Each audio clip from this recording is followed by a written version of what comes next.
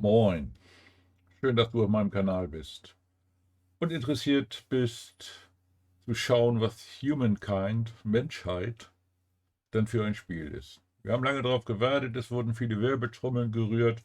Ich habe mir ja kaum was durchgelesen, weil es verändert sich in diesem Genre ja so viel. Also habe ich gedacht, lässt das auf dich zukommen und heute kam es raus. Und da ich es für 27,08 € erwerben konnte, habe ich das getan. Ausnahmsweise, normalerweise bezahle ich nicht mehr als 20. Aber da das ein großer Konkurrent für Civilization sein kann, interessiert mich das natürlich sehr. Ich möchte mir zu Anfang mit euch die Tutorials anschauen, weil ich nicht weiß, ob das wirklich die gleichen Mechaniken sind wie bei Civilization. Ich denke mal, wahrscheinlich nicht. Die wollen sich ja auch abheben und was anderes machen und von daher werde ich die jetzt mal anspielen. Welcome to the Humankind tutorial series where we'll give you a rundown of the different parts of the game. In this one, you'll learn some basic mechanics like movement, advancing out of the Neolithic era, and early game tips and tricks. Everybody in Humankind starts off as a Neolithic tribe, and the goal in this stage is to make it up to the Ancient Era. How do you do that? Well, you'll have to gain era stars. You gain era stars by completing objectives, which you can see up here in the top left corner of your screen. Before we get into what these objectives are, though, you'll have to learn to navigate the map. To move your units, select the group, then select the tile you'd like to move to. Different units have different numbers of movement points, and once you're out, you'll have to wait until the next turn to move again. These guys only have 4 movement points, as you can see here, and we've used them all. Let's click the End Turn button here. Humankind is played in turns. Every player carries out their actions simultaneously during their turn. When there's nothing left to do, you must select End Turn to move to the next one. Ending a turn will refill unit movement points, advance any ongoing constructions, and top up the number of resources you produce.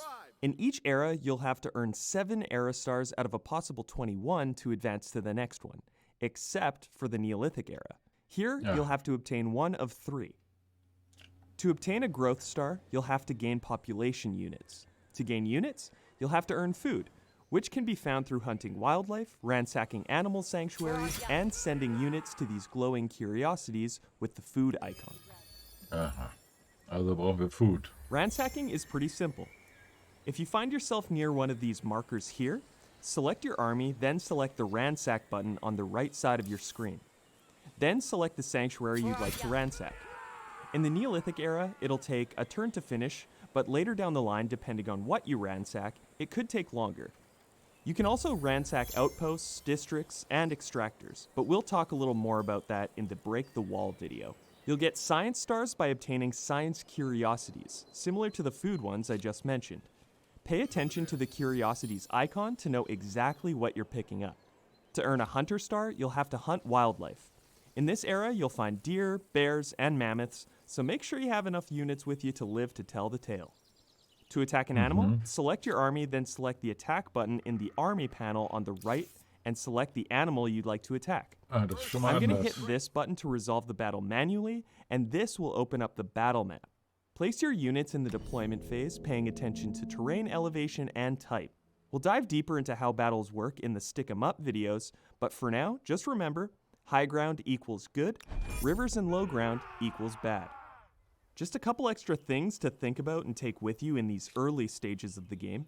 The foggy parts of the map are areas you either haven't discovered yet or don't have vision over. When you navigate to these areas, the terrain will become visible to you. Be careful though, because you may also discover a hostile faction, animal, or independent people. Also, different tiles on the map work in unique ways. For example, traveling on or through forests will cost more movement points than usual. Rivers work a little differently. Landing on a river tile will cost quite a few movement points, but traveling along a river will allow you to move without penalty. Hover over different tiles to see how many base movement points it'll cost to travel over them. And that should be most of the basics. Check out some of the other videos for a deeper dive into the more specific Ja, parts das of the wissen wir game. dann wohl, ne? Also das ist ja schon mal ganz anders. So, dann wollen wir mal gucken. Now let's get to building you a big old city, shall we? In this one, we'll be chatting about placing outposts, creating and managing cities, and collecting the 4 basic resources in the game. FIMS, or Food, Industry, Money, and Science. To start, you're going to want to claim a territory by placing an outpost.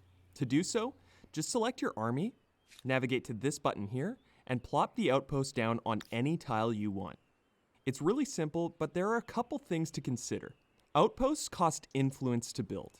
In the Neolithic era, you'll gain influence by hunting and discovering science curiosities.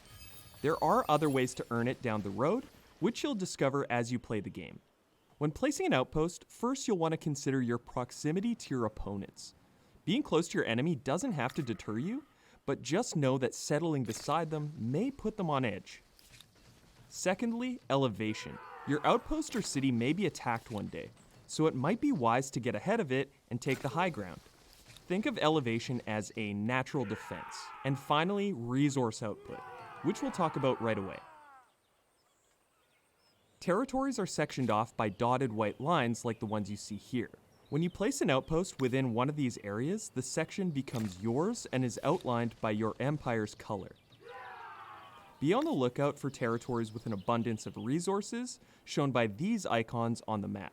The 4 main building blocks of any bustling city or outpost are food, industry, money, and science, or FIMS. Each of these basic resources can be exploited directly from the map, the amount of each depending on where you place your outposts and districts. Food will feed and grow your population, industry will affect the production speed of your city, money will let you buy stuff, and science will help your people learn new things and advance technologically. Starting out, a good bet is to look for areas with good food or industry yields, but almost every territory can be lucrative if you play your cards right. Back on the subject of outposts, you can place one in the Neolithic era, but you won't be able to convert it into a city until you've chosen a culture in the Ancient era.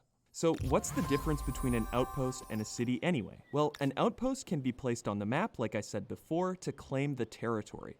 You'll be able to exploit food and industry adjacent to your outpost location, and the game will show you a FIMS pre-visualization when you hover over different tiles. You'll also be able to place resource extractors, but that's pretty much it. You won't be able to grow much economically from there. Converting your outpost to a city is the solution to this problem. Building a city will cost some influence, but that's where the real growth starts. You'll gain access to both districts and infrastructures, which will allow you to increase the amount of resources your city generates and exploits. You can only convert your outpost into a city once you've reached the Ancient era. To start the conversion after you've chosen your first culture, go into your outpost and navigate to the menu that appears on the right side of your screen. If you've got enough influence, you can hit this button right here to start construction. Your outpost will instantly upgrade to a city. And remember, the first city you build will become your empire's capital. I've mentioned districts and infrastructures a few times now. Once you have your city selected, on the right side of your screen, once again, you'll see a series of hexagonal icons and a few square icons. The hexagons are districts, which are quarters that are placed directly on the map to exploit and gain specific resources. For example, let's take the Maker's Quarter, which specializes in exploiting industry and adds an industry population slot. Managing your population will be very important down the line as your population grows. For now, hit the icon to select it. Once you have it selected, you can hover over different tiles adjacent to your city center or any other applicable tiles to see which resources you'll gain from placing it there. You may also see a UI suggestion for where you'll get the most out of your placement, but it's ultimately up to you to decide where you'd like to set it down. The same works for farmers' quarters, except they exploit food instead of industry. Back to the menu, the square icons are infrastructures. These are usually upgrades to your city's resource output, but the difference here is that they are not placed on a tile. Infrastructures are straight upgrades to your city, so you don't have to worry about where to place them or what they exploit off the map. For both districts and infrastructures, hover over their icons before you queue them up to know exactly what you'll be exploiting or gaining. Once you select an infrastructure or place a district, you'll see that your constructions queue up in the order that you start them. Everything you build in your cities costs industry to complete. Let's say you earn 100 industry per turn, and the district you like to build costs 400. It'll Also take 4 4 turns turns. to complete that district, assuming your industry income remains the same each turn. Every turn, industry is contributed to the construction and continues to do so until enough has been put in to complete it. If there's anything left over, that industry will be carried over to the next thing in your queue.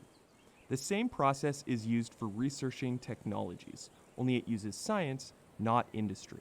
If you're feeling a little impatient, you can also just buy out the whole construction with money, or, after some research, population. Be careful though, it can get a little pricey the further off it is from being completed.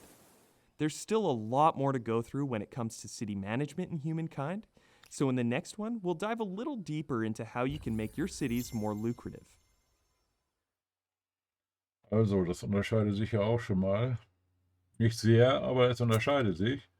Und das ist schon wichtig, wenn man ein Spiel spielt, dass man die Mechaniken auch So kennt. we've Ne? already Schauen wir uns discussed mal das building you a nächste nice an. little city to live in, but there's a lot to go over on the topic.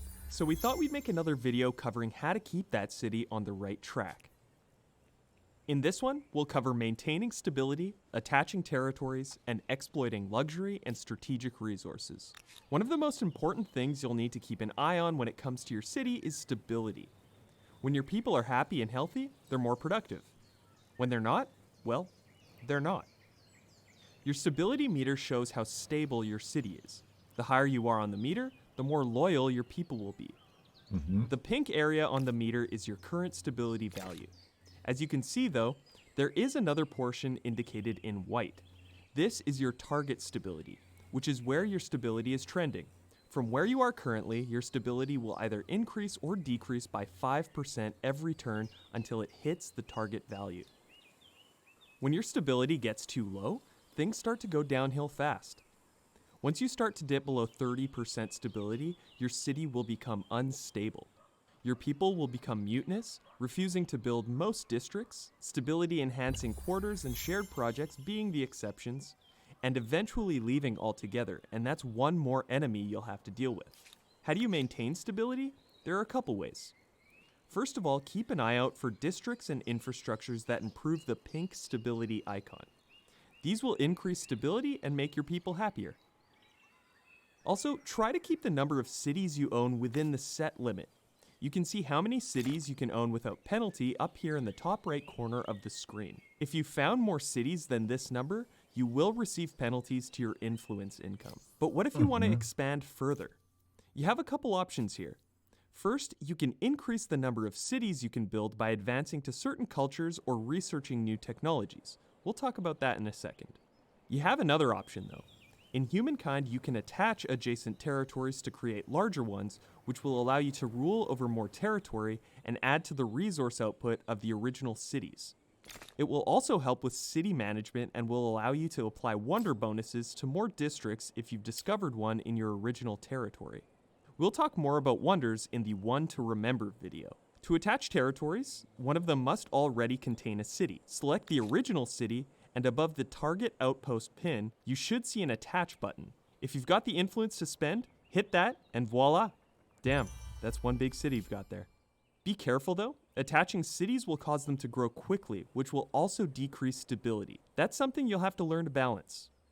You may have already noticed some icons that look like this on the map. These are luxury and strategic resources. You use strategic resources to help create more advanced districts and units, and you can also sell them for some sweet, sweet cash. For example, horses will allow you to create mounted and chariot units. Luxury resources will provide bonuses to your empire, improve stability, and like strategic resources, can be traded too. To get your hands on them, you'll first have to research Calendar to gain access to the Artisans Quarter. We'll talk more about research in the Knowledge is Power video, so let's just assume you've already finished researching this technology. The Artisans Quarter allows you to exploit all those fancy luxury resources in your territory. To set those up, select your city, then select the Artisans Quarter and place it directly onto the luxury resource deposit you're looking for.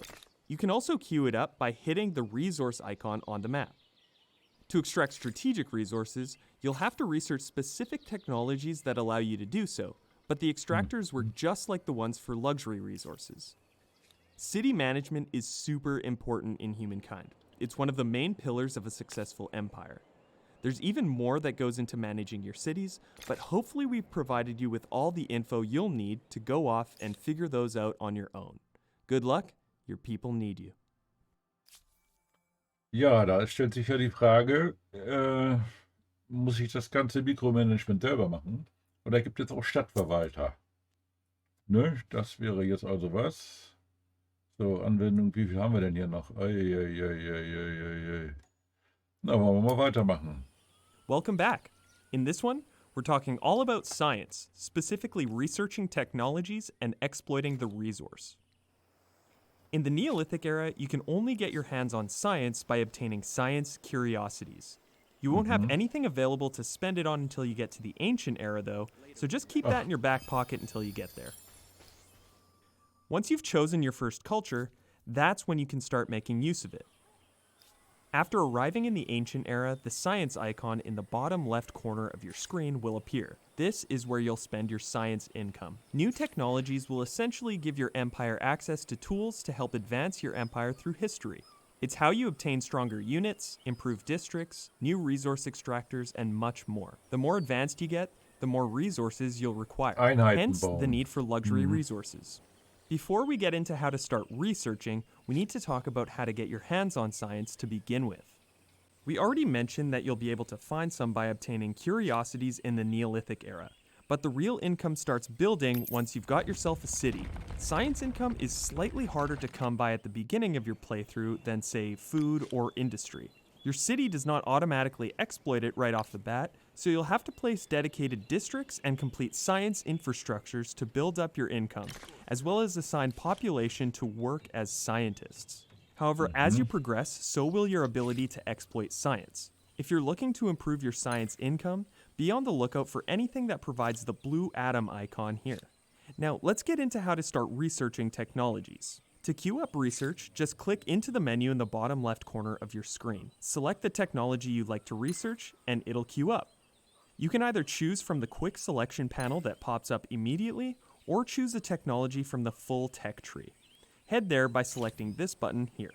Spending science works just like spending industry does. The amount you make each turn is contributed to the target amount of the technology you want to research. The technology is completed when enough science has been contributed, and any excess will be carried over to the next technology in your queue. For example, if a technology costs 450 science, and you make 100 science per turn, it'll take 5 turns to complete that technology. 100 science will be contributed to the study until enough has been put forth to cover it. The 50 remaining science will then be contributed to the next tech in your queue. The more advanced the technology, the more science it'll cost. Also, some technologies are prerequisites for others, so keep that in mind when planning out your queue. Just a few other things to flag. Each technology is tied to a specific era. You can only research technologies from the era that you're in and before, except if you're a scientific culture. Scientific cultures have a passive ability that allows them to research technologies from the next era. We'll talk more about passive abilities in the Legacy of an Era video. Also, you can use the search bar on the tech tree to quickly filter through technologies. Here, you can use specific keywords to find technologies you're looking for fast. You can either search directly for the tech you're looking for, or use keywords that pertain to it if you don't know the name. And that's all you need to know for technologies in Humankind. Now put your lab coat on and get to researching. Na dann. Okay. Epochensterne, Welttaten, Vermächtnisse, eine Kultur, ein Kurs festigen Affinitäten, Diplomatie, Hände hoch, Schlacht, Runden, Flaggen, Einheiten. Das ist doch auch noch was man braucht. Ja, wollen wir mal gucken. So let's talk about how you win a game in Humankind. Your fame score is what dictates your position in the race to victory. You can get your hands on it by doing a variety of different things. Earning era stars, completing competitive deeds, and discovering and building wonders. We'll be covering each of these things in this video. Boah, Let's start with era stars. We mentioned in a previous video that era stars function as a way to advance you through the eras, but they also contribute to your overall fame score. There are 7 different categories for you to earn era stars in, which cover the 7 different affinities in the game: aesthete, agrarian, builder, expansionist, merchant, militarist, and scientist. Within the categories, there are 3 objectives that, if you achieve them, will earn you an era star. This means there are 21 era stars available to you in each era. The objectives for each era star always relate to the affinity they correspond to. So, for example, here we are in the ancient era. These are the 7 different categories of objectives. Within the agrarian star category, you'll have to build your population up to the specified number. You can see that there are 3 era stars available. Once you acquire the specified number of population, the objective will update, opening up a new one asking you to acquire even more population units. For each era star you unlock, you'll earn some fame. The longer it takes you to achieve an objective, though, the less fame you'll receive for the era star. If you want to maximize your fame rewards, you're going to want to be quick about it. Keep in mind that earning era stars with affinities that correspond to your current culture will land you double the fame. This can really come in handy. Over on the right side of the Empire screen, you'll see competitive deeds. Competitive deeds are also objectives that you can achieve to earn fame. However, the main differences are that they don't earn you era stars and they can only be achieved once. The same competitive deeds are available to all players, so they will all be working to complete them and take advantage of their fame bonuses. This one here awards you with 50 fame for building a cultural wonder. Once you've done so, you won't gain that bonus for building any additional wonders, though you will still gain the standard fame rewards. And while we're on the topic, the final way to earn fame is by discovering or building wonders. There are 2 kinds of wonders in Humankind: natural and cultural. Natural wonders are awesome natural structures of staggering beauty and are randomly generated across the map. When you discover a new one, you'll earn fame. If you place an outpost and build a city in a territory containing a natural wonder, you will receive economic bonuses. Hover over the wonder to see a breakdown of the resource bonuses you'll receive by settling near it. Cultural wonders, like the Eiffel Tower or Stonehenge, are constructible structures that can be claimed once you've earned enough influence. Once you've claimed a cultural wonder, only your empire can build it. Cultural wonders are what we call shared projects. Their construction can be queued up in multiple cities to cut down on the time it takes to complete them. Finally, you can only claim an additional cultural wonder once you've built your previous one. So even if you have enough influence to unlock a new one, make sure you've completed the construction on the wonder you claimed prior. And that's all for this one. Now go win yourself a game of Humankind. Follow me. Follow me.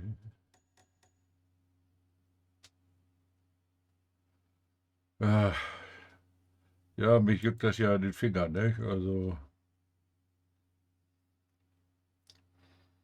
Schlacht, Rundenflaggeneinheiten, das müssen wir auch noch machen. Sometimes you've got to drop the gloves and show your enemy who's boss. This video is all about the art of battle. We'll be talking about battle management, unit stats and types, and how to come out victorious. When you come across an animal or an enemy army, you can ignore them, or, start a fight. Before diving in though, you can preview the balance of power between your army and the opponent's. Just select your army and hover over the defending units.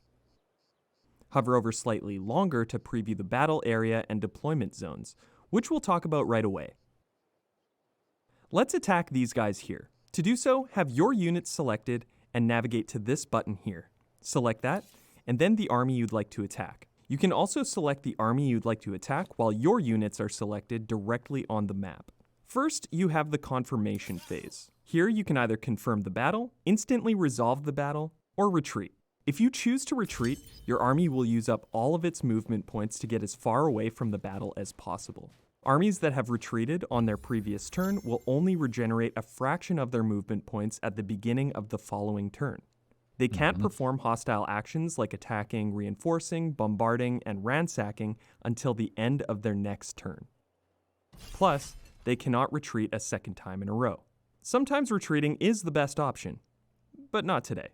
Let's sort this one out manually. Next up, we've got the deployment phase. The colored tiles within the battlefield represent the deployment zones of both armies within the larger battle area. Deployment is key for maximizing the potential of your troops. As you play the game, you'll learn where different units should be positioned to make the most of what they can do.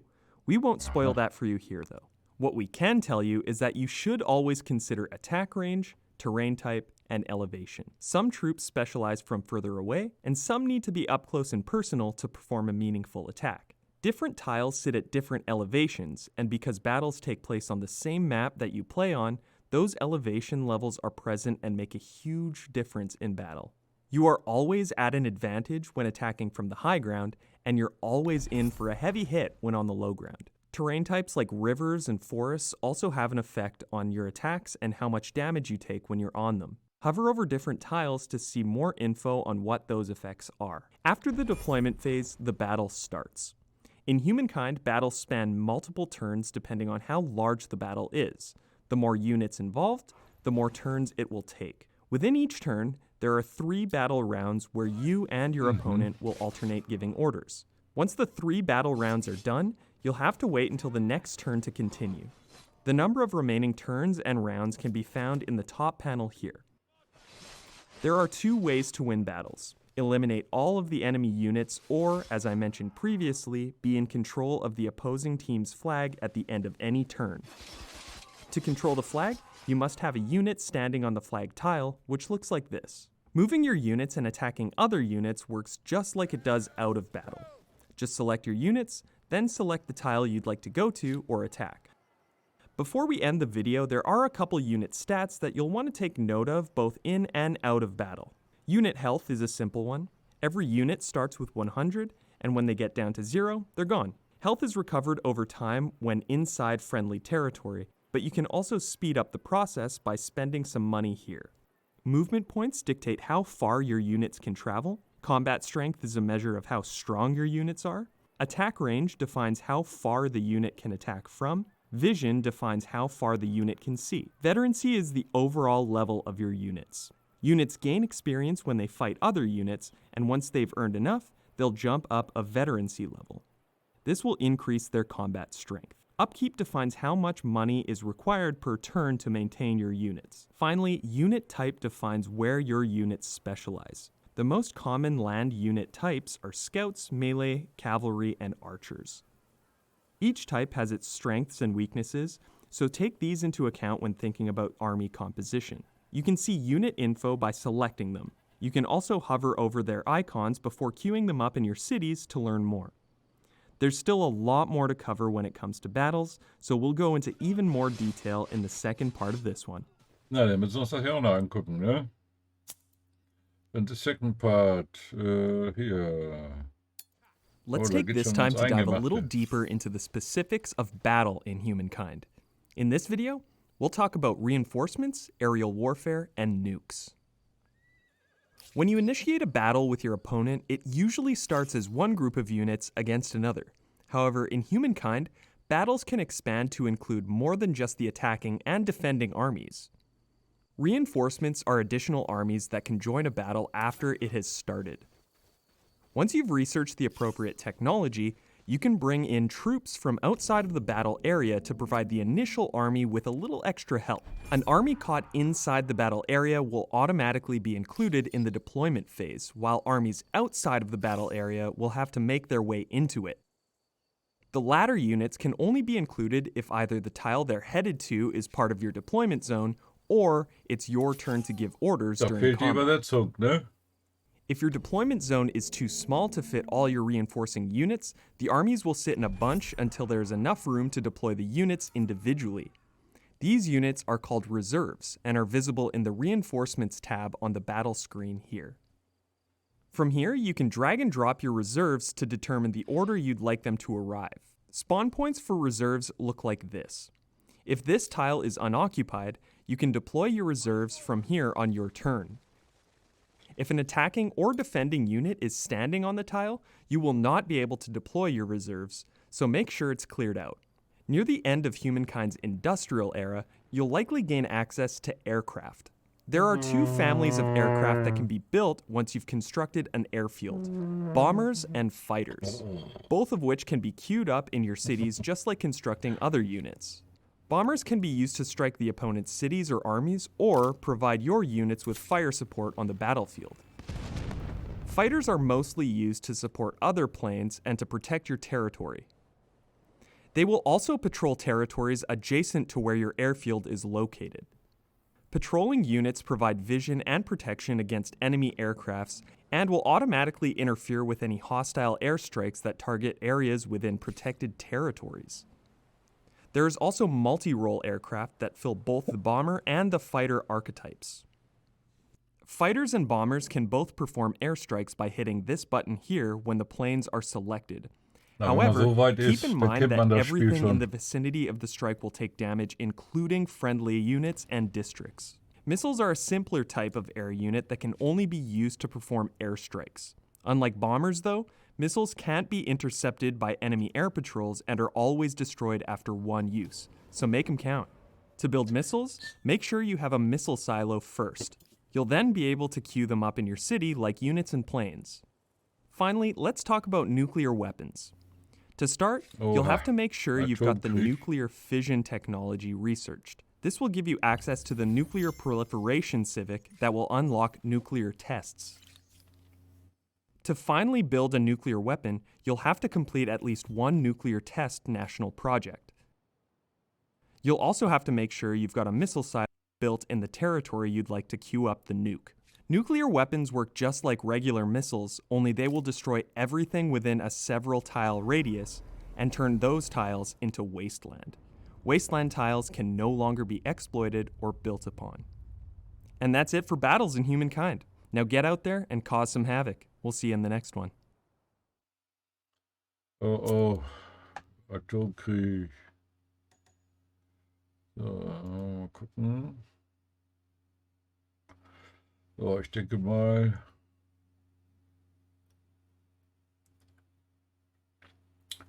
das Wesentliche haben wir jetzt angeschaut. Das war eine halbe Stunde, da kann man noch mit leben, ne? So, dann wollen wir mal gucken. Spielen, das Spielmenü öffnen. Neues Spiel. Kann auch Multiplayer, aber ob das schon funktioniert, so wie es soll, es ist ja oft bei Spielen, die gerade rauskommen, nicht immer der Fall. Ne, so wie hier zum Beispiel jetzt auch die deutsche Übersetzung fehlte an dem Video. Ist ja sowieso schade, dass das nicht alles auf Deutsch ist, aber das kostet ja Geld, das kann man ja dann dem Aktionär oder Inhaber nicht mehr bezahlen. Obwohl so viel wäre das wahrscheinlich nicht. Aber wie auch immer. Spiele, Spielteilnehmer, wollen wir mal nicht übertreiben. Ne? Mir egal, wer da jetzt ist hier.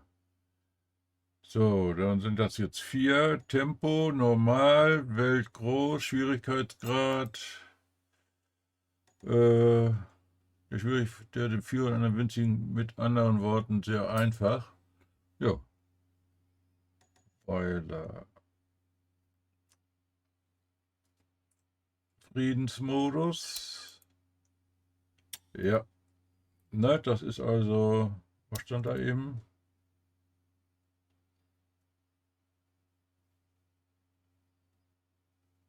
Gut, man will ja, also ich zumindest will erstmal in Ruhe die ganzen Mechaniken ausprobieren und können keine Karten gewählt werden. Inhalt.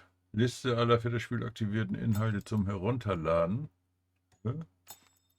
Hat uns vorbestellen. Ihr wird euch Zugang zu exklusiven Dekorationen und Personal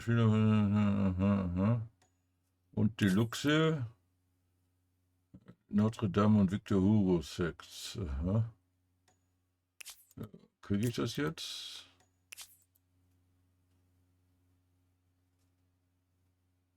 Ich habe es ja vorbestellt, aber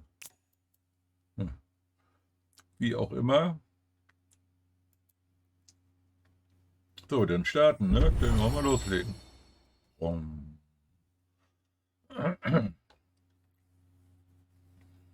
So, mit F5 schnell speichern, mit F9 schnell laden. Ja, da sollte ich mich vielleicht mal dran gewöhnen.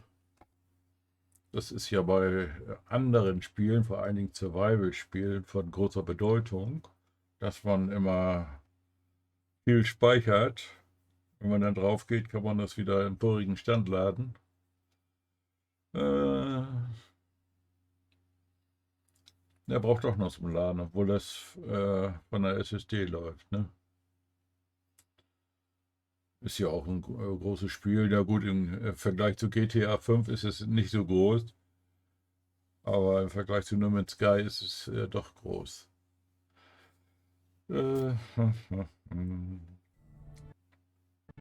Our universe contains infinite stories, most of which are about rocks and ice at sub-zero temperatures in a vacuum. Rather boring. However, on a small damp rock, there is a story that bears a second look. It's your story. But the first 4 billion years or so mostly concern amino acids. Not much of a page turn. But then, over time, the amino acids bond together and things start to get interesting and a bit drier.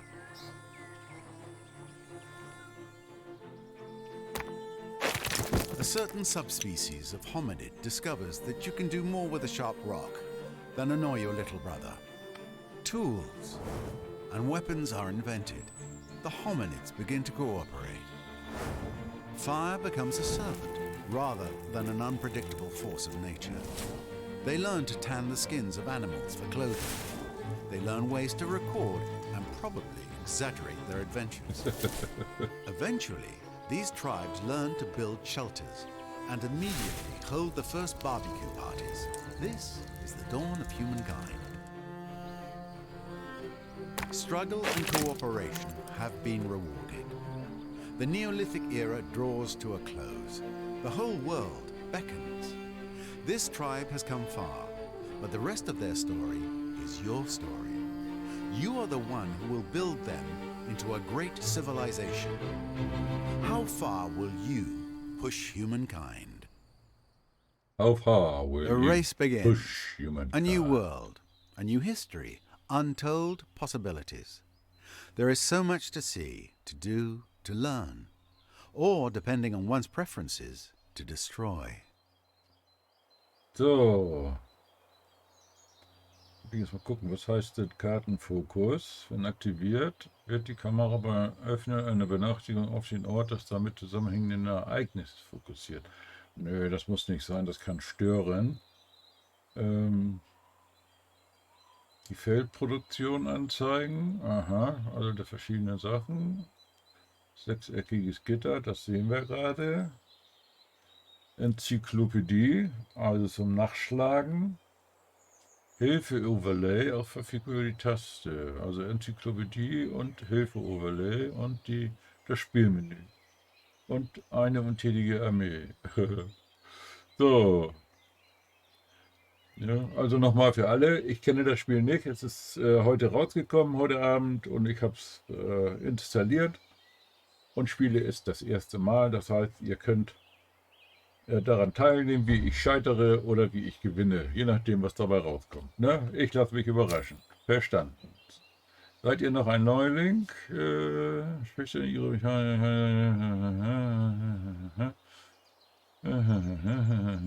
euch an die Hinweise halten. Na gut. So, euer erstes Ziel ist das Jungscheinzeit, um euch einen ersten Epochenstern zu verdienen. Wir gehen später noch näher drauf. Verstanden. Das ist zumindest alles auf Deutsch. Das ist ja schon mal was. Ne? Die Kamera bewegen. Verwendet links, oder was ist das? Das hätten wir ein bisschen deutlicher und größer machen können, finde ich. Das ist die mittlere.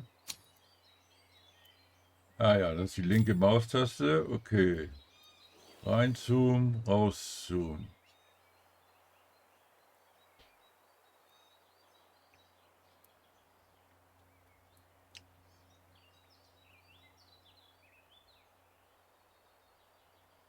Verstanden.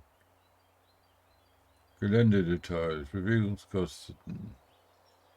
So, was ist das hier? Kupfer. Ah, das ist gesperrt. Oh, stehe ich neben Kupfer und kann es nicht nehmen. So, dann wollen wir die mal markieren. Eine Einheit über eine bestimmte Anzahl an Bewegungspunkten, die sie pro... wie viel hat die? Ein? Ne, 4. 4 Bewegungspunkte.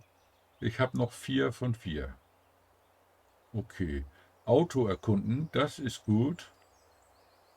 Das habe ich bei Civilization gern gemacht. Wenn ich so ein paar Züge hinter mir hatte, eine Stadt hatte und dann habe ich die losgeschickt. Das hat manchmal ganz viel gebracht. Ne? Was haben wir hier? Angriff, Gebiet beanspruchen, plündern, neu aufstellen, überspringen, stationieren. Aha. Aha. So, verfügbare also jetzt gehen wir mal Ambra.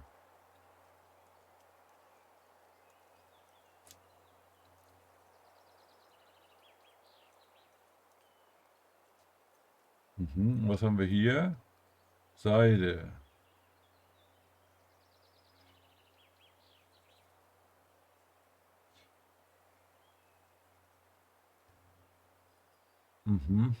So, verstanden. So, Armeefenster.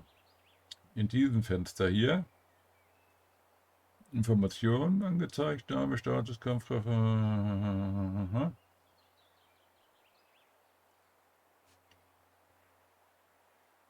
Stamm. Gesundheit.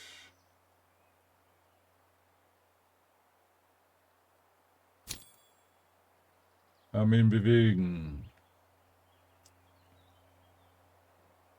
Ach, da muss man draufklicken. Aha. Ihr könnt auch direkt, so kommt ihr am schnellsten voran. Es kann mehr als mit der rechten denn doch, ne? Aha.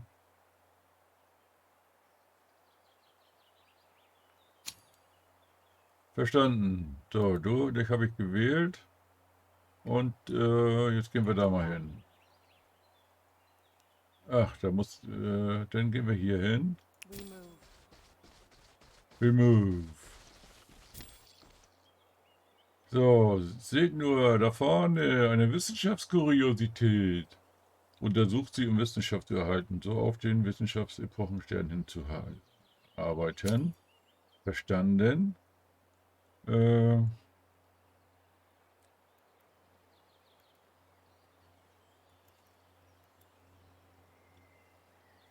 Muss ich jetzt hier irgendwas einstellen? Angriff. Plündern. Aha. Just because a culture died out doesn't mean it wasn't worthy of study. Aha. In diesem Zug könnt ihr nicht mehr viel tun, also klickt mit links auf die Zug beenden. Okay. So, was haben wir denn jetzt gekriegt? Euer Stamm hat soeben durch die Untersuchung einer Wissenschaft, füllt die Wissenschaftsanzeige auf, um die Wissenschaft Epochenstern zu verdienen. 10 Stück braucht man da. Annehmen. Natürlich nehmen wir das an. Ah. So, Runde beenden.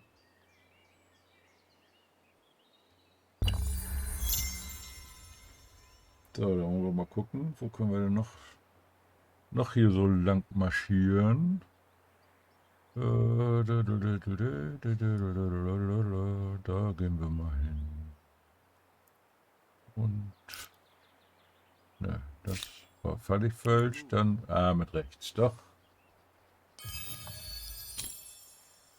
Nahrungsamt sammelt Nahrung um eure Bevölkerung. Wenn die wird eure Einheit hinzugefügt. Oh, lecker. Habe ich jetzt einen mehr gekriegt? Außenposten. Euer Stamm verfügt über genügend Einfluss um seinen ersten Außenposten. Denn kritisch für die frühe Entwicklung, da ihr so Gebiete, die mit Weißgepunkten auf der Karte hervorgehoben werden. Okay. Kuriosität gesammelt. können sich also wieder bewegen. Das wüsste ich aber. Können sie nicht. Hier ist doch nichts mehr.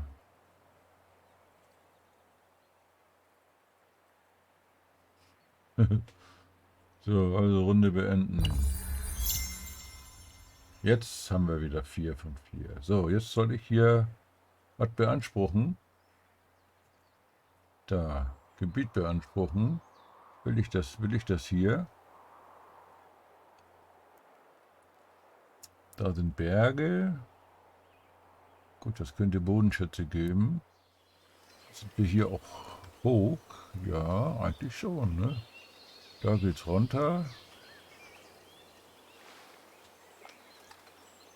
Mhm. Und vor allem kommt da keiner durch, wenn wir da eine Stadt haben. Das ist doch genial. Ja, dann machen wir das, komm. Zack.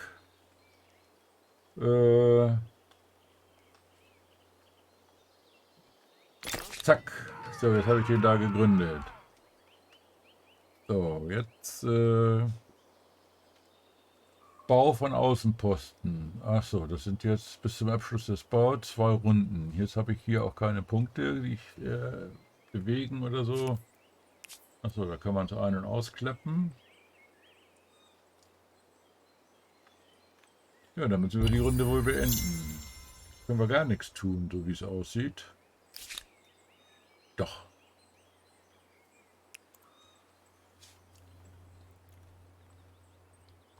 Das ist Wissenschaft, ne? Und was ist das hier? Keine Ahnung. Dann gehen wir da mal hin. Hallo?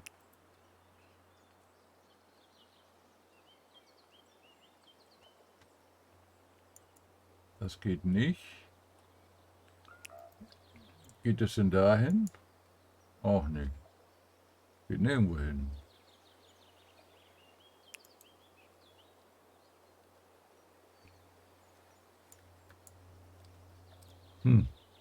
Also machen wir mal eine untätige Armee. Ja, das habe ich auch schon gesehen. My friend.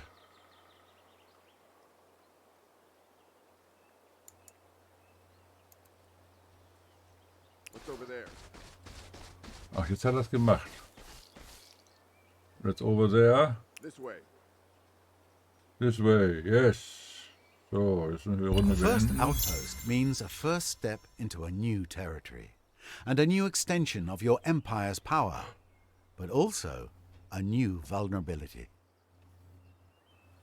Ja, muss ich erstmal Soldaten bauen oder was, ne? Na, mal gucken.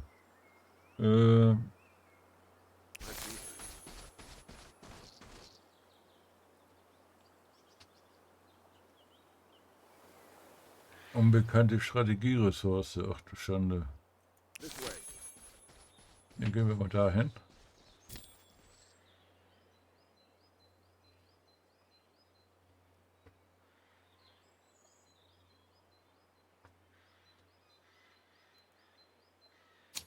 Verstanden. Eine brennende Welt. In der Ferne steigen dünne Rauchschwaden in den hellblauen Feuer. Ein brennender Wolke wird mit jedem Schritt stärker. Ihr erblickt tanzende Flammen. Findet das plötzlich am Rande einer brennenden Siedlung wieder. Viele Gebäude stehen im Wasser, könnt ihr erkennen.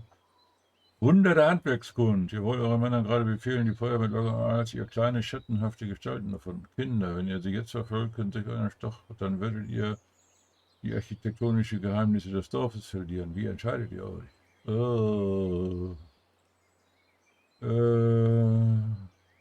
Tja. Die leben. Und machen wir das hier. Bestätigen. So, jetzt haben wir Stadtverteidigung, glaube ich, erforscht wohl, ne? Oder? Ich habe keine Punkte mehr, also muss ich jetzt hier nennen. Hier kann ich hier jetzt irgendwas bauen eigentlich, wenn wir draufklicken. Bezirke, Verlegung. Ach so, und hier, das sind meine Einheiten. Ja gut.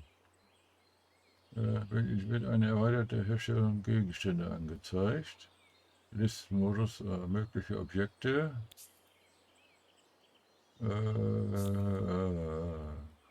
2, aber 0. Okay, gut, dann machen wir hier weiter. Over there. Let's go over there, yes. Und Runde beenden.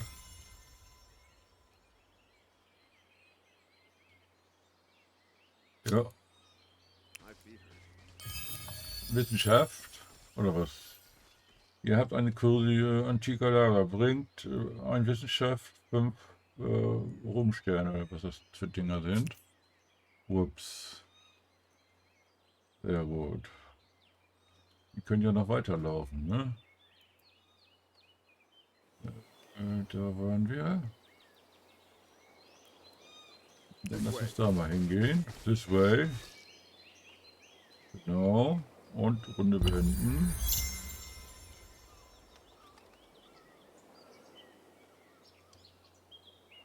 This way.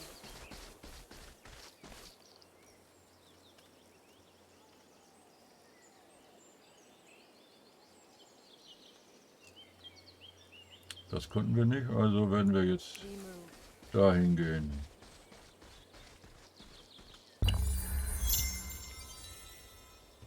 Gut, da kann ich jetzt nicht sagen, geht weiter oder irgendwas. Was ist nochmal hier? Yes. Yes.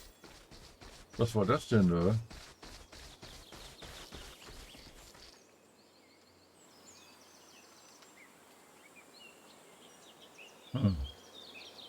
Die kann ich jetzt nicht ernten.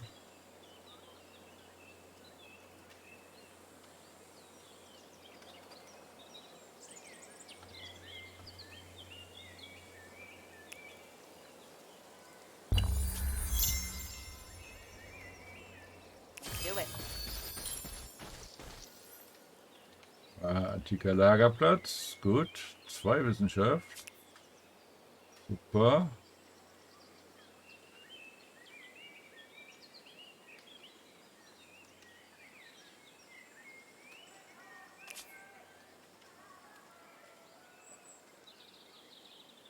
Die Epoche. Ach, das muss ich annehmen. Mhm. Und das hier. Ach so, auch annehmen. Okay. Gut, was habe ich denn noch? Ich habe noch 3.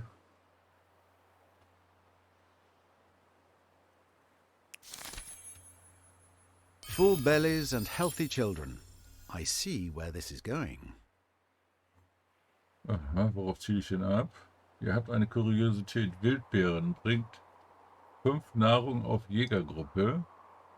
Aha. Gut. Pferde können wir ja noch nicht, oder? Sollten wir die trotzdem mal... Ja, das ist, glaube ich, nur, wenn da dieser Ring ist, so wie hier. Uh-huh. Und los. Dringende Angelegenheiten kümmern. Saat einer Idee.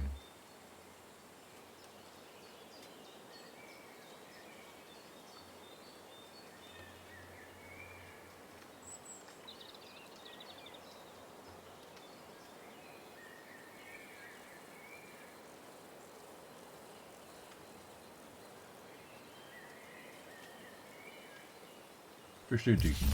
Also ich habe jetzt Tierhaltung. Ne? Jetzt muss ich die Runde beenden. Und kann dahin gehen. One way. Nüsse. Bringt plus 10 Nahrung auf Jägergruppe ein. Supi. Und erstmal Runde beenden. Okay.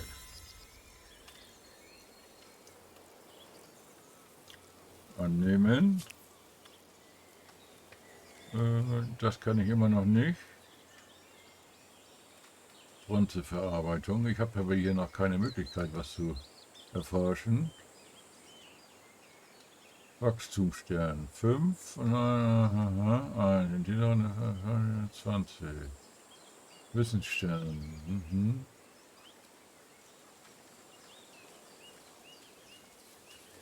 Tiereinheiten habe ich noch gar keine. Kokoro. Gehen wir da mal wieder zurück. Ah, jetzt ist eine Schlacht. Vorbereitet, bevor ihr ein wildes Tier oder eine Stadt angreift, könnt ihr euch das Kräfteverhältnis zwischen den beteiligten Armeen ansehen. Dazu bewegt den Zeiger über die...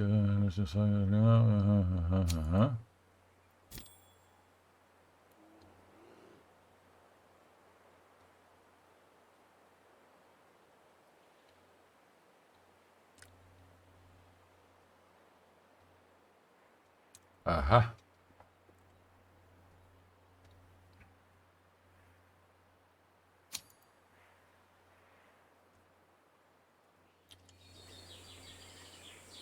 Vorschau 12 und 11. Kann ich jetzt...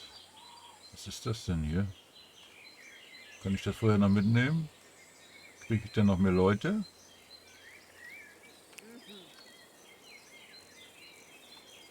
Erstmal Runde beenden. Kann ich ja immer noch angreifen. Ach, der greift mich jetzt an, oder was? Was ist jetzt hier?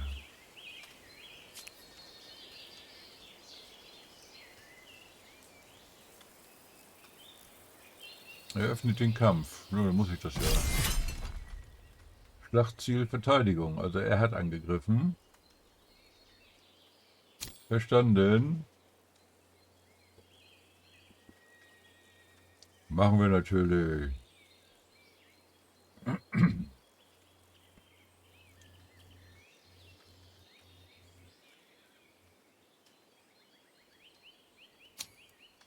So.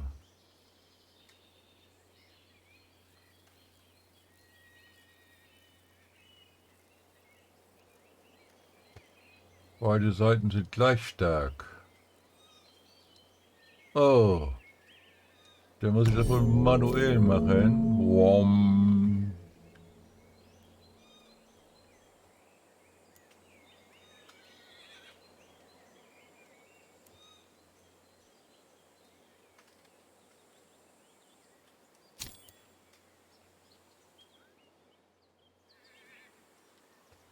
Wo ist denn hier oben? Und wo ist denn hier ist der Gegner, ne? Da ist der. Not gonna happen. Mhm. Dann nehme ich immer alle, ne? Oder wie, oder was? Tja.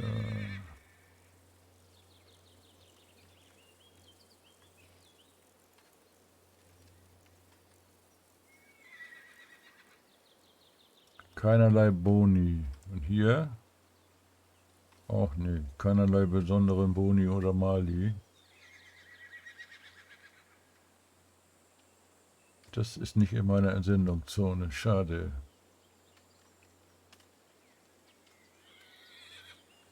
Da ist er aber im Vorteil, weil er oben ist, ne? Da könnten wir ihn ins Wasser laufen lassen.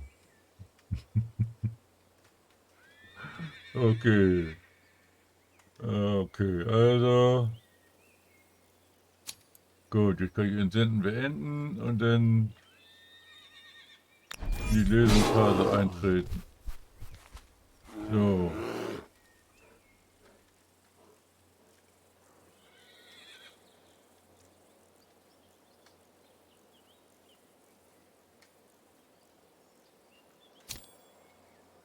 Oh, Mann.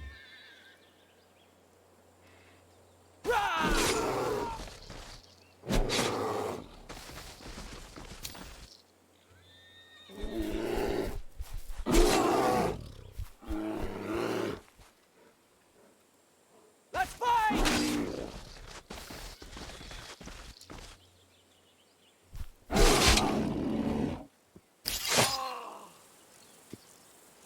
Oh. 0 Einheit verloren und die waren nur bewusstlos. Es gibt 3 Möglichkeiten. Erhöht eure Bevölkerung, sammelt Wissenschaft oder macht Jagd auf wilde Tiere. Wilde Tiere, achso, das ist auch, Jagd auf wilde Tiere ist auch Nahrung, klar. Verstanden. Meisterjägerstern. Einfluss.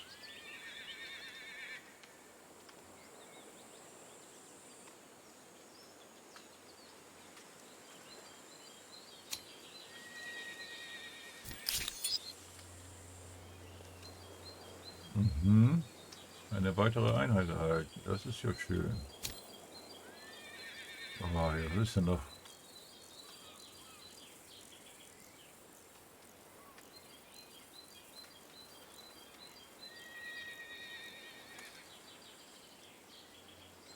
Wählt mit einer Einheit, aktiviert danach die verlegene Schaltfläche und wählt das gewünschte Feld, gewünschte Armee aus. Verstanden.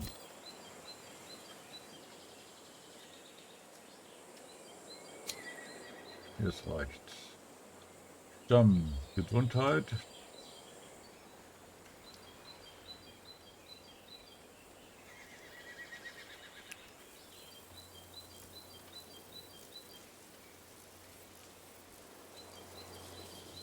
Aha, gut. Dann wollen wir das mal machen.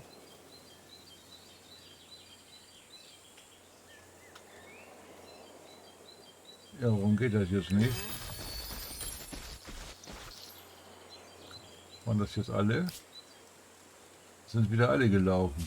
Was soll denn das? Ich hab gesagt, ich will die verlegen.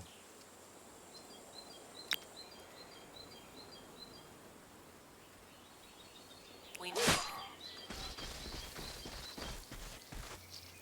Sie sind umgefallen hier. So, dann wollen wir mal gucken.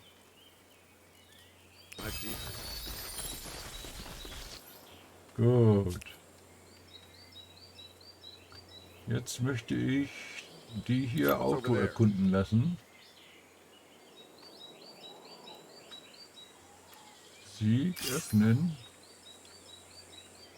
Okay. Okay, gut.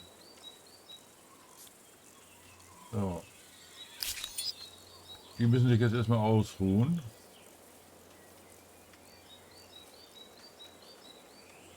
Ich will mal gucken, was passiert, wenn ich die jetzt da stehen lasse. Und jetzt einfach sage, Runde beenden. Ach, das kann ich auch hier einstellen. Überspringen. nothing will pass. Oh, Runde beenden. Aha, siehst du, da sind schon wieder mehr. Das ist ja wunderbar. Dann können wir das auch nochmal machen. Nothing here. Siehst du, sie steigen jetzt langsam wieder in der Anzahl. Wir haben immer noch nur die Hälfte. Hier sind Pferde, ne? Aber das bringt mir nichts, ob ich hier jetzt die Pferde habe oder nicht. Nothing will pass. Dringende Angelegenheit.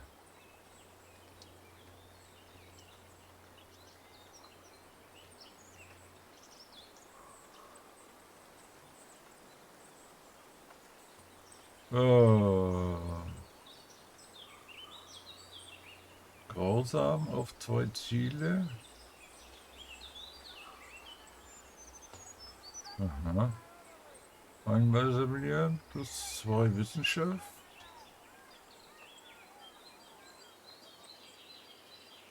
Forschungskosten für Tierhaltung. Die Wissenschaft ist wichtig. Der Wissensstern wurde erhalten. Aha. 20 Ruhmpunkte. Jungsteinzeit. Gut. Da stehe ich ja auch. Das sieht man ja deutlich. Ja, Sterne ein. Erfüllt ein dieser Ziele, um die nächste Epoche zu erreichen. Wachstumsstern, Wissensstern, hier, Wissensstern. Da abgeschlossen. Ach so, hier muss ich jetzt die Kultur zu wählen. So, gewählt von unbekannt. Syrer, Babylonier. Dann nehmen wir natürlich die Ägypter. Mehr Details. Die Saat kann nicht nach oben sprießen, ohne Wurzel zu schlagen. Grandiose Planer. Industrie auf Feld. -10 auf Bezirk, Industriekosten. Aha, ägyptische Pyramide. Aha, Schmiedeviertel.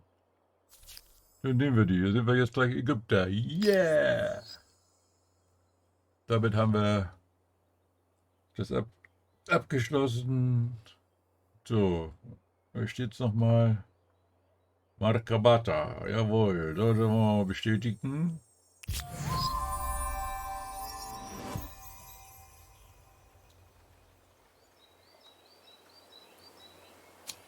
So, das haben wir doch gerade gemacht. Das ist ein bisschen verzögert, ne? Aha.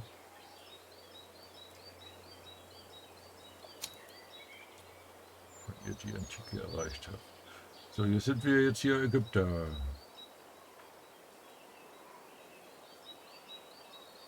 Jetzt ist das hier schon ein bisschen anders.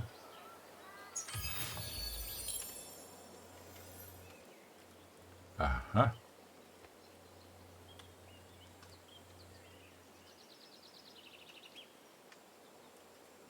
Pflanzenkunde.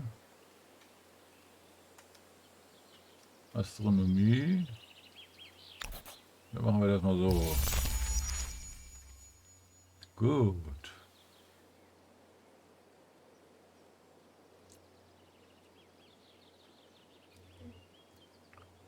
Mal gucken, wie weit seid ihr denn, Junge? Ihr seid immer noch nicht so richtig fit, ne? Runde beenden. So, jetzt passiert the was. challenges of a young civilization. It's hard keeping up with the neighbors when they have the wheel and you don't. Humankind learns quickly that everyone contributes. If you're terrified of wild animals, you can grow lentils or catch fish. Tribes settle towns. Towns develop markets, and markets begin the exchange of goods, services, and most important, rumors and hearsay. Entering this era as the Egyptians then? No prizes for guessing how you plan to leave your mark.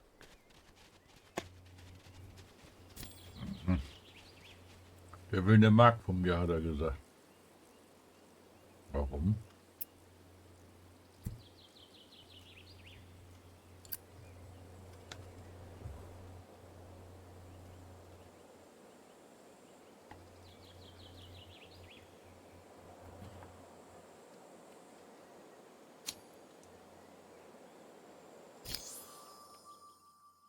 Aha, das ist der Reichsbildschirm.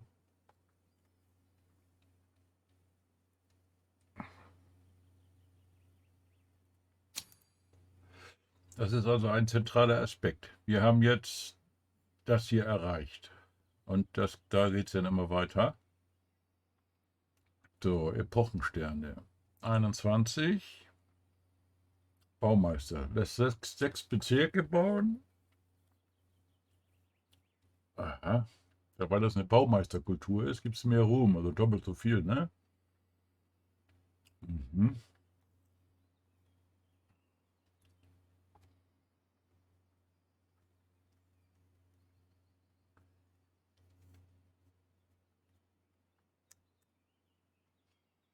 Ästhetensterne, Einfluss.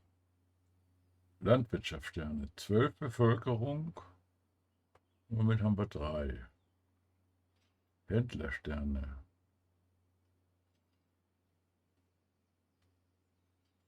Wissenschaftlersterne.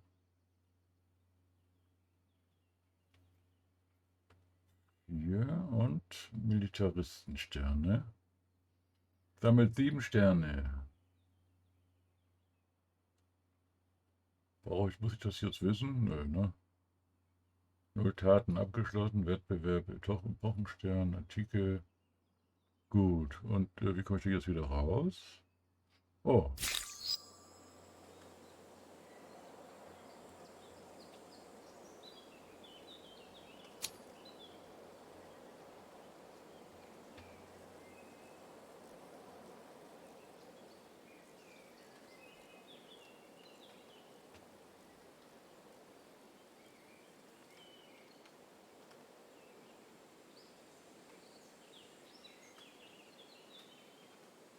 Kriegen wir Bogenschützen, das ist ja schon mal gut. Kunst, Handwerksviertel, Kornspeicher.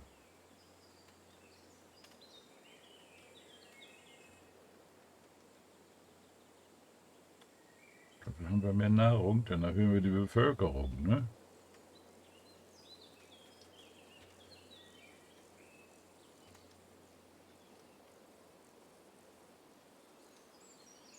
Plus 5 Stabilität, Kampfplan. Da geht das jetzt los mit dieser Stabilität. Aha.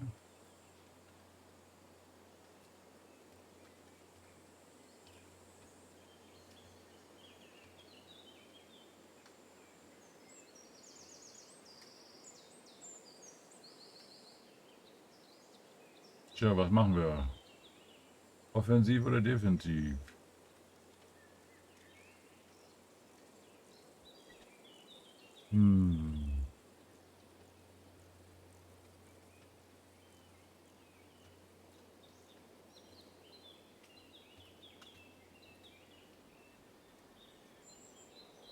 Plus 5 Nahrung, plus 1 Nahrung aufbauen, Viertel. Da waren doch Pferde, ne? Die können wir doch einsammeln jetzt, oder nicht? Wollen wir mal gucken. Ich mache das mal hier. Tierhaltung. So, zum Technologiebildschirm kann ich jetzt hier. So. Können nur die. Ja.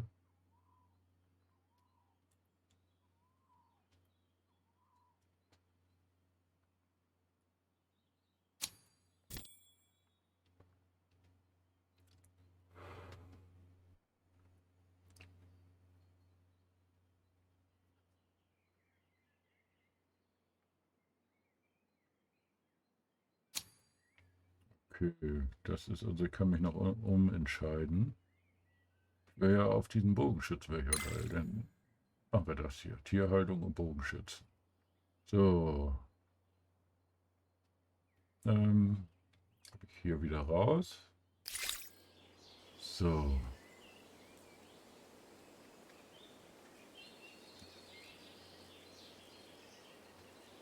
Tja, dann eine untätige Armee. Außenposten kann ich ausbauen.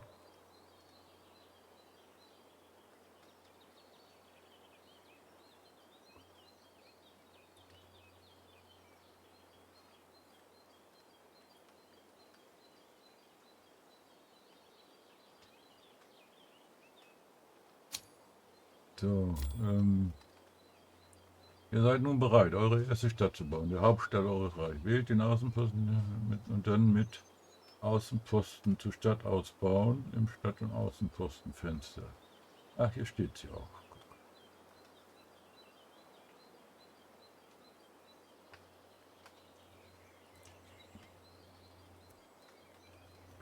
Die Ressourcenproduktion, wie viel Schutz das Terrain bietet, da haben wir ja schon drauf geachtet. Was haben wir hier? Da, das ist aber, hier ist nur wenig Korn, ne? Da ist gar nichts.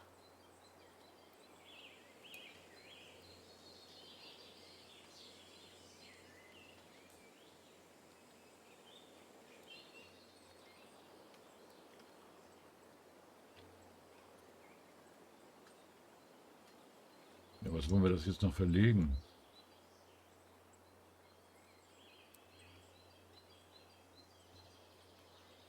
Außenposten, Stadt. Zack. Das müsste mal ein bisschen hier...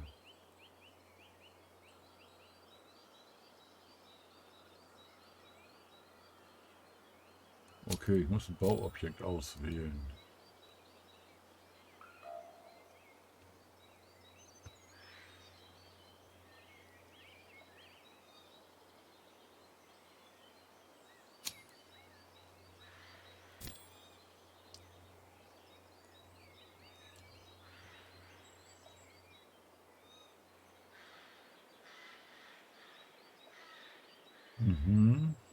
Minus 10 Stabilität.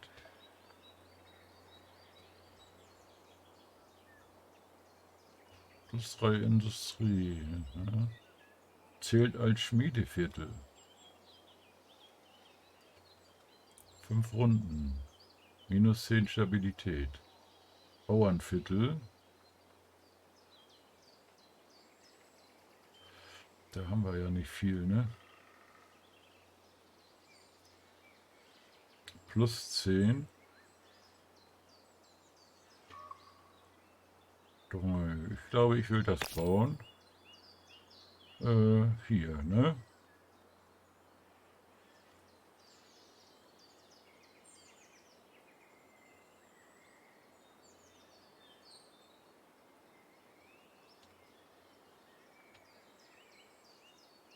Hier kriege ich 2 durch Nutzung, ne? Und hier, dieser Art ist das nicht möglich. Erstmal verstanden. So, jetzt, ja, da bleibt mir ja nur das hier.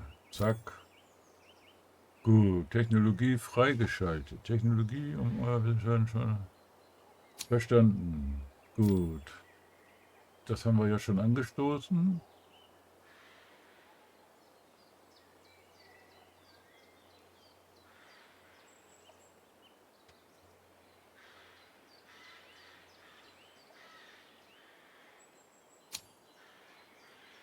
Okay.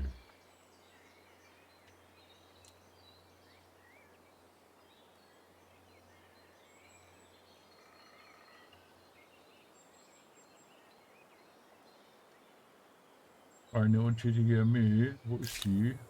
Da. Ihr sollt die Pferde einfangen, Leute. Tierhaltung. Könnte ich erst in der Antike. Ich will euch aber noch einmal da stehen lassen, damit ihr wieder vollständig seid. Ja, immer noch nicht. Tierhaltung erforscht. Gut. Tierstall. Spähreiter und Pferde. Gut.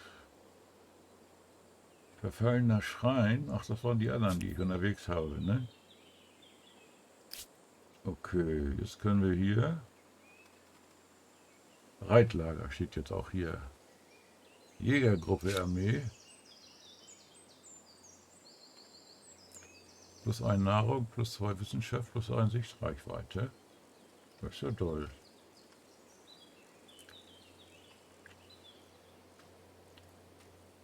Aha.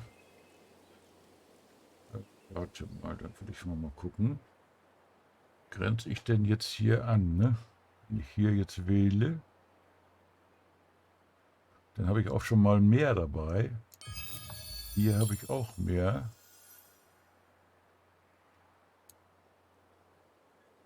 Aber das wäre doch hier mal... Aber da habe ich nur Wüste, ne? Da ist aber... Da sind Berge.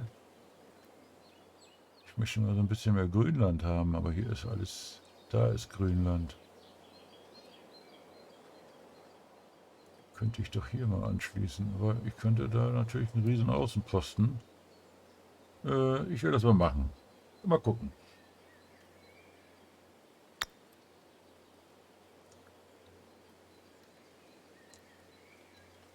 Was ist das hier jetzt? Ah, hier sind ganz viele Sachen und hier 12 und 14 und hier sind 8 und 19. Hier ist gar nichts. Auf einem Ressourcenlager nicht möglich. 5 und 3, also der schlägt auch was vor, das ist ja gut. 8 und 17. 8 und 19, ich brauche aber Nahrung. Ich sag mal, dann gehen wir mal dahin, ne?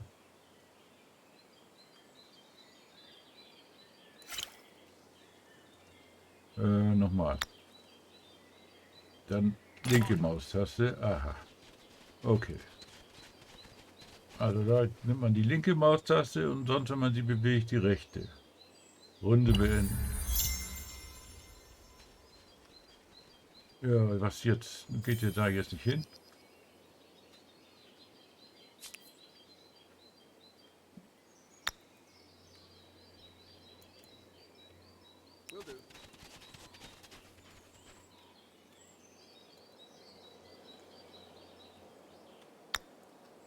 Gebiet beanspruchen. Yeah! So. A first visible mark of this new culture. I hope the style is pleasing, because it will be around for as long as the city lasts. Eine untätige Armee, wo ist die denn?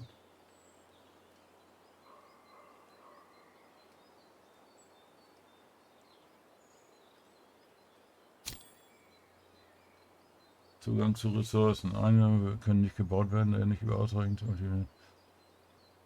Extraktoren baut.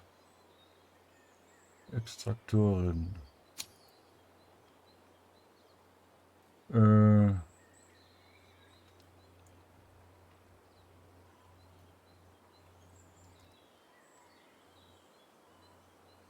Tierstall. Töpferei. Wie kann ich denn jetzt hier Extraktoren bauen? Kein laufender Bau. Bauwadeschlange ist 0. Extraktoren. Wie kriege ich die jetzt hin hier? Dann bauen wir hier mal hier, ne, hier die Parimade. Plus 9. Und hier plus 3. Und hier haben wir plus 9. Da können wir nicht, da auch nicht und da auch nicht. Also machen wir es hier. Zack. So. Dann bauen wir jetzt die Parimade da. Eine untätige Armee, das ist diese hier. Gut. Ich schicke die mal auf Auto erkunden. Over this way, yes. Go ahead. Baumeister. Ach so, das ist die Baumeister-Affinität. Runde.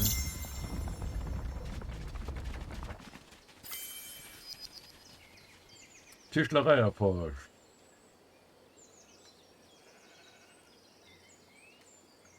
Bogenschützen. Und Waldrodung. Verfallene Schrein.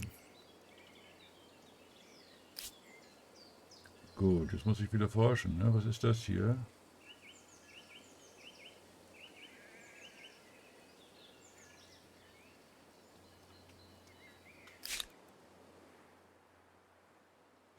Konvertiert zu Ägypter in 3.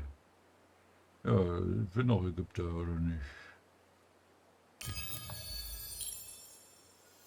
Okay, da haben sie, aha, so zeigen das an.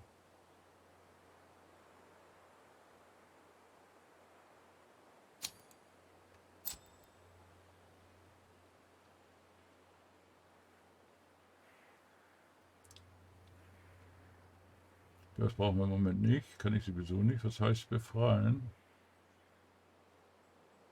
Memphis, wo ist Memphis?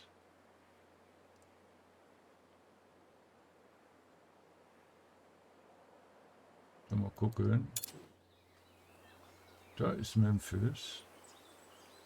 Ich denke, das ist das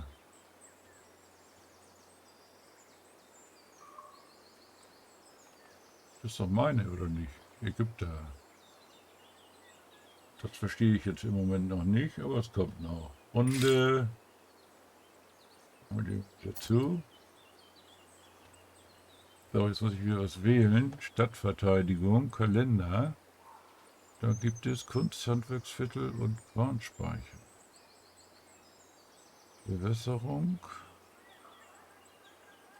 Öffentlicher Brunnen. Da sind aber viele Runden, ne? Das Rad. Also das erinnert ja jetzt auch an Civilization.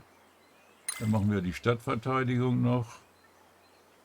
Und gucken wir mal, was wir hier denn im Bildschirm haben. Also da können wir nichts weiter, aber hier können wir noch Bewässerung, Fischerei, Steinmetzkunst, Zwangsarbeit, oh Gott. Kupfer. So.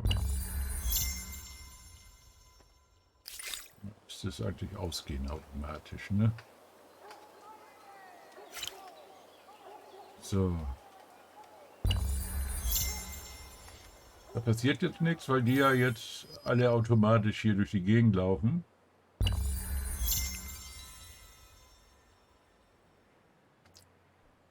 So, und gleich ist hier was... aha, gut. Das haben wir hier. Garnison.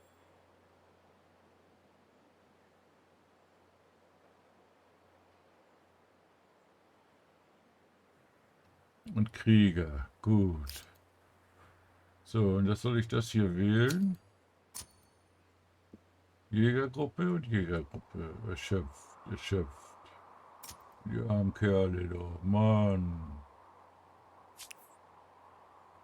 So, Runde beenden. Greetings to the Nubians.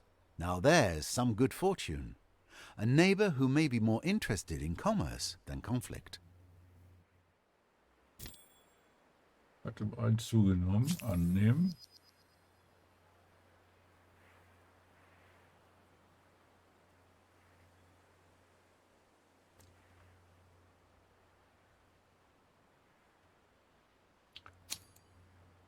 Diplomatie. Greetings, Sovereign. Do you too believe that there is no limit to how high humanity might soar? Grausam und Militarist. Oh, oh, oh, oh.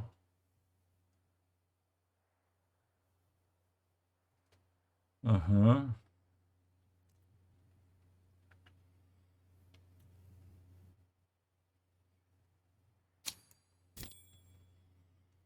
Frieden. Das ist die derzeitige Lage.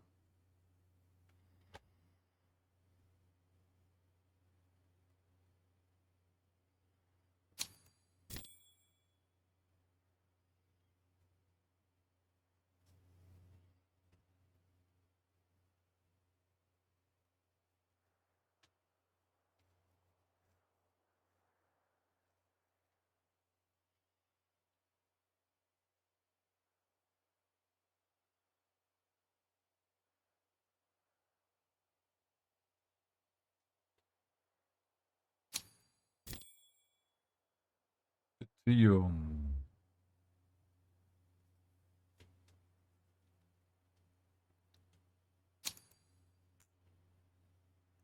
Das sind jetzt die Beziehungen. Okay. SS Friede.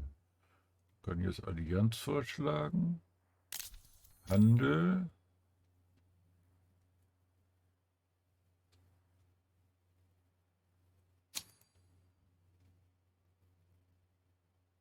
Importieren, exportieren, Abkommen.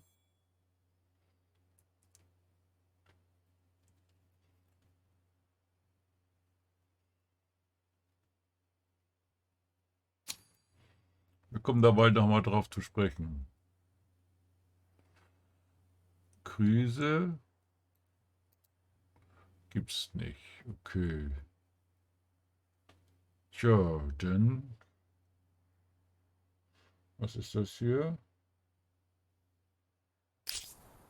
Schließen wir das mal wieder. Was ist denn das hier? Aus.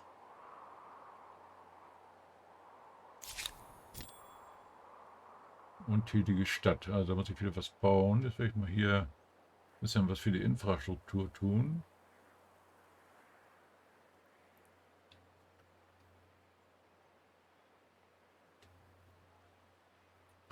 Ja, dann sollten wir das vielleicht mal machen, ne?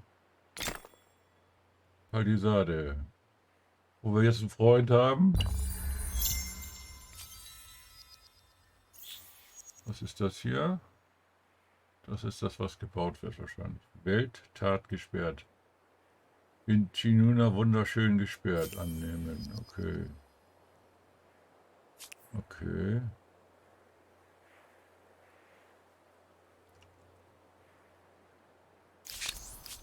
I have something here that should please us both. Ein Handelsabkommen. That is interesting. Ah, was sagst du, das Interesting? Ja, dann machen wir das. Oder umfassender.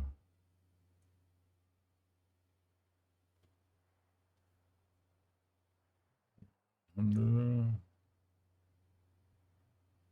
Erhalten. Machen wir das. Annehmen. Ach so. Gegenvorschlag. Accepted. Welcome as a warm day in winter. Umfassender Handel. The world is full of new opportunities, is it not? Haben Hear es my unterzeichnet. Nur Accepted. Luxusgüter. Welcome as a warm day in winter. Umfassender Handel. Annehmen. Alles klar. Oh, well played, well played. Yes, thank you. So, Runde beenden.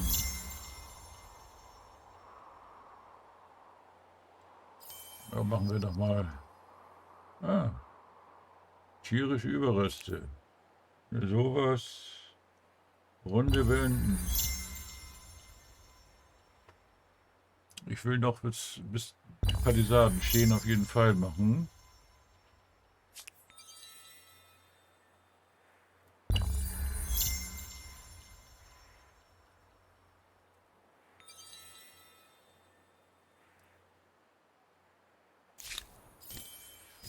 Memphis, da sind die Palisaden da.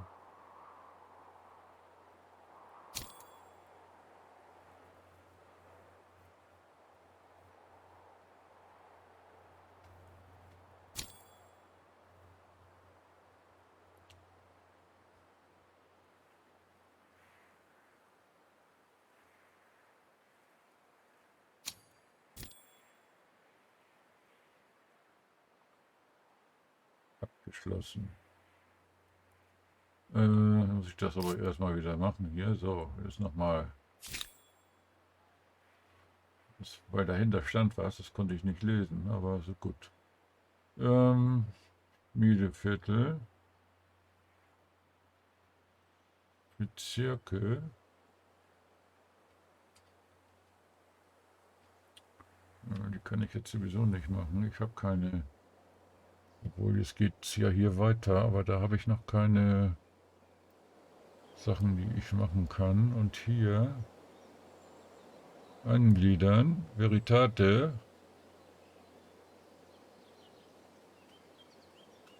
Wie viel habe ich denn davon? Oh, ich klicke da mal drauf, komm. Jawohl.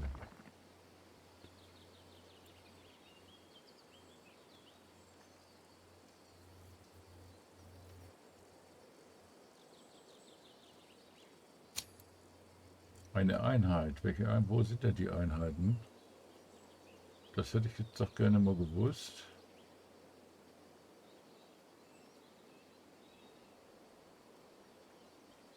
Einheiten, da sind sie doch.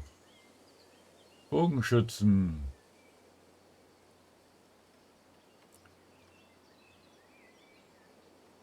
Ey, wo sind denn die Pferde geblieben? Speer und Krieger. Jetzt nehmen wir erstmal die Bogenschützen. Bogenschützen, Krieger und Speer.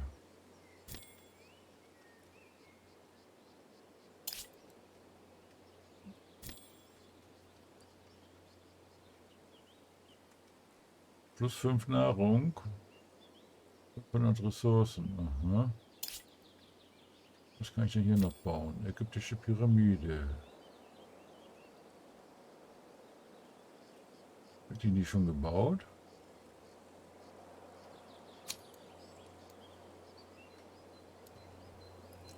Ich dachte, ich hätte die schon angestoßen hier.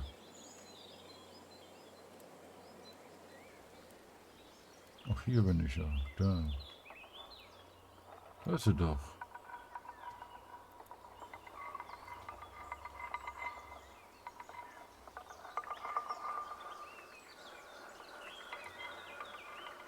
Unten bis zum Abschluss 4. Okay. Dann machen wir das erstmal. Bronzeverarbeitung. Epochenstern.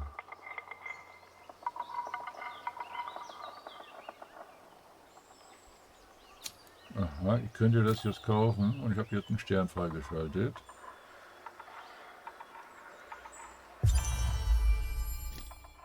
Neues Wunder kann beansprucht werden.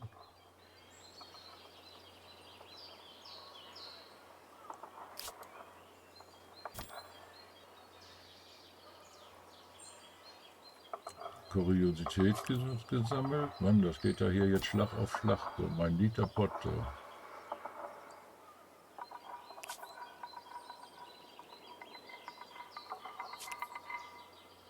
Ja.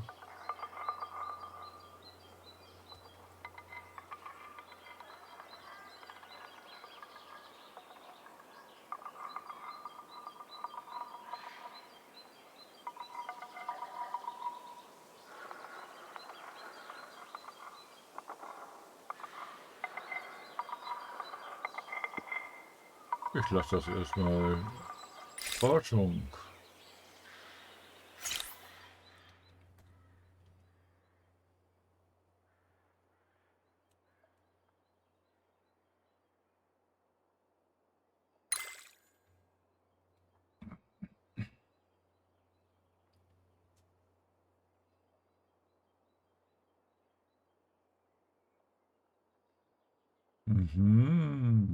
Das empfiehlt er hier erstmal.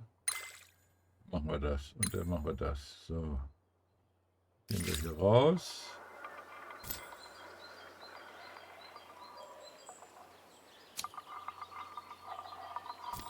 Was willst du von mir? Ihr habt einen Epochenstern erhalten. Das kommt ein bisschen spät, ne? Oder habe ich schon wieder einen erhalten? Kann sein.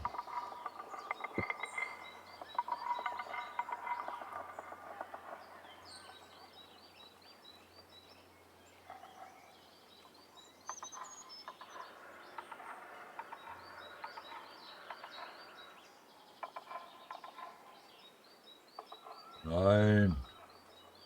Bin nichts befreit. Raus. Zack. So.